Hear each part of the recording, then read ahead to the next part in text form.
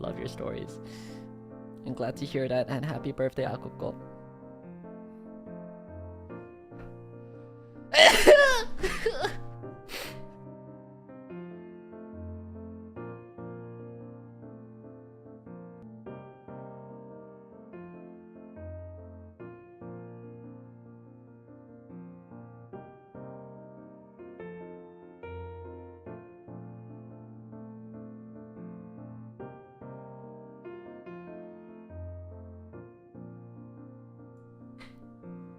That was kind of embarrassing.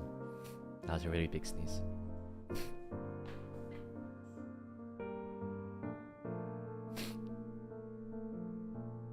Forget that. Forget that happens right now.